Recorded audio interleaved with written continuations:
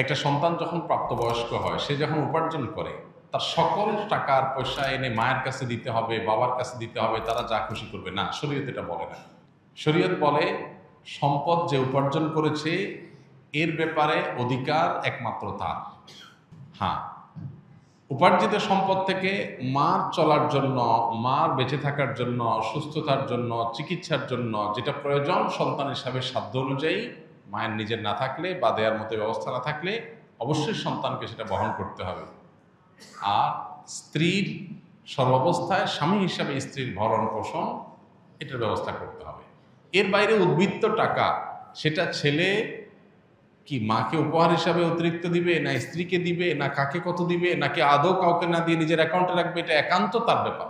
এখানে শরীয়ত মা বাবাকে ইন্টারফেয়ার করার অধিকার দেয় নাই সেইভাবে যেভাবে আমাদের অনেক মা বাবা মনে করেন যে তাদের অধিকার আছে।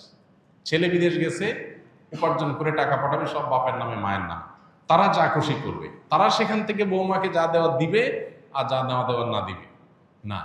এভাবে আসলে ইসলাম মা বাবাকে এতটা অধিকার দেয় না যে সম্পদ সারা জীবন যা কামাই করবে সব বাপ মা যা ইচ্ছে তা করবে। জি না, এই সুযোগটা নেই।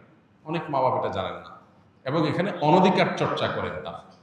সন্তান হিসাবে অবশ্যই মা বাবার সামনে যত বেশি সম্পদ নিজেকে, যত বেশি সম্ভব নিজেকে বিনয়ী করে তুলবে, সমর্পণ করবে, তাদের কথা মতো চলার চেষ্টা করবে। তাদের লাগবে 10 টাকা, সম্ভব হলে 15 টাকা দিবে। তাদের যা দরকার তার চেয়ে বেশি দেওয়ার চেষ্টা করবে, তাদের চাহিদার চাইতে বেশি সেবা করার চেষ্টা করবে। এটি সন্তানের জায়গা থেকে তার মানসিকতা থাকা উচিত। মা বাবার প্রতি কর্তব্য বোধের জায়গা থেকে তারা আমাদের মা বাবা। আল্লাহর পরে তাদের সদাচরণ করার গুরুত্ব সবচেয়ে বেশি আল্লাহর ইবাদতের পরে।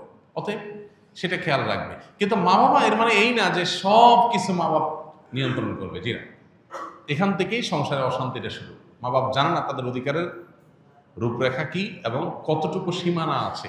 এর বাইরে তারা মা বাপ হিসাবেও অধিকার চর্চা করতে পারে না বা তাদের ক্ষমতা তারা জাহির করতে পারে না। এটা আমাদের সমাজে জানাশোনা নেই। এই জায়গা থেকে সমস্যাগুলো তৈরি হয়। একটা হাদিস আছে, সেখান থেকে কিছুটা অনেকে ভুল বোঝেন। হাদিসটার হলো এই, নবী সাল্লাল্লাহু আলাইহি ওয়াসাল্লাম বলেছেন, আনতা ওয়া মালুকা লি আবিক, তুমি এবং তোমার যাবতীয় এবং সমুদয় সহায় সম্পদ সব তোমার বাপের, মায়ের, বাবা মায়ের।